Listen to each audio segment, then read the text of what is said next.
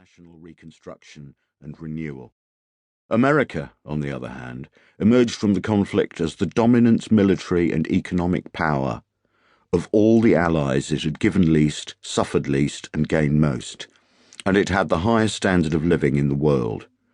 While Britain began the painful process of divesting itself of an empire it could no longer justify on moral, political, or practical grounds, America set about acquiring one. And of course, in terms of popular culture, Britain became part of that empire.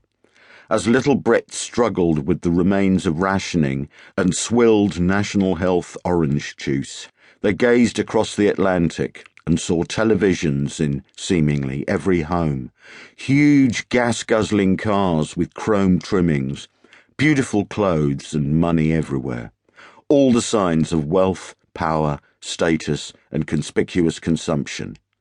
They watched American movies and TV shows, read American comic books, and listened to American music. America was heaven, specifically kids' heaven. America was where the money was, it was where the fun came from. American kids had everything, at a time when British families were grubbing away to acquire the new basics of life: cars, TV sets, washing machines, refrigerators. It seemed as if nearly every American teenager already had his or her own car and TV. They also had Elvis and Superman, Levi jeans and Fender guitars. Then as now, this colonisation of taste met with some disapproval, but in those days it was the political right who were frowning. As much as anything else, America represented the future to Brits.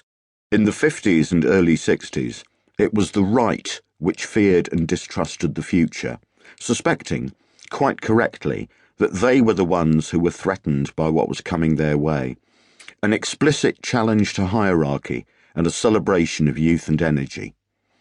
Then, the subtext of American pop culture in general, and its most overtly black-derived aspects at that, was the opportunity and wherewithal to make loud noises, look flash, act ridiculous, and scandalise one's elders, an abandonment of the need for hypocritical deference and feigned respect. Nowadays, the ethos of America's cultural export simply and complacently celebrates wealth and power without considering, let alone understanding, the implications of either.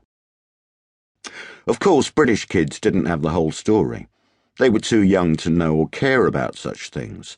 They failed to see that while America had material prosperity, it was as conformist a culture as our own. The conservative gerontocracy which governed Britain between 1951 and 1964 was matched in its odd mixture of complacency and paranoia by the Republican gerontocracy of the US, eventually blown away by the hair's-breadth Kennedy victory of 1960.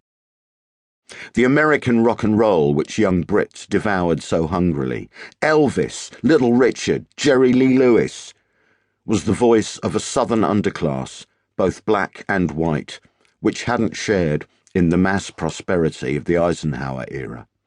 For different reasons, it spoke at least as eloquently to the British youth of the 50s as it did to the American middle-class kids who took it up so speedily. For Americans, it may have been the hitherto suppressed voice of blacks and billies. In damp grey Britain, it was simply the voice of America. In 1957, the Conservative Prime Minister Harold Macmillan announced that mass prosperity on something approaching American lines had finally arrived in Britain. His statement has gone down in popular mythology as "we've never had it so good," though what he actually said was, "Let's be frank about it, the majority of our people have never had it so good." Still, the principle remained the same. Britain had more or less recovered from the debilitations of the war and the inglorious post-colonial retreat, and was now, once again, open for business. In one important sense, that was when the 50s finally began in Britain, only 3 years before the election of John F. Kennedy introduced the 60s in the USA. What Macmillan was saying, with the simultaneous